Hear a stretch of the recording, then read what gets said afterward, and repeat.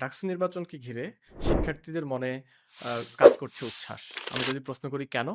কারণ হচ্ছে শিক্ষার্থীরা তাদের যে কথা বলার অধিকার, তাদের যে জবাবদিহিতার যে অধিকার, সেটি থেকে বঞ্চিত ছিলেন দীর্ঘ সময়। আমরা বিশ্ববিদ্যালয়ের অন্যান্য অংশীজনদের দিকে যদি তাকাই, শিক্ষক থেকে শুরু করে কর্মচারী, কর্মকর্তা থেকে শুরু করে প্রশাসন, সকলেরই রয়েছে নিজেদের কথা বলার প্ল্যাটফর্ম, নিজেদের স্বার্থ আদায়ের প্ল্যাটফর্ম। কিন্তু শিক্ষার্থীদের যে লেজিটিমেট প্ল্যাটফর্ম অর্থাৎ ডাকসু, যেটার মাধ্যমে তারা তাদের অধিকারগুলো আদায় করে নিতে পারেন, তারা জবাবদিহিতার আওতায় নিয়ে আসতে পারেন শিক্ষক, প্রশাসন এবং সবাইকে।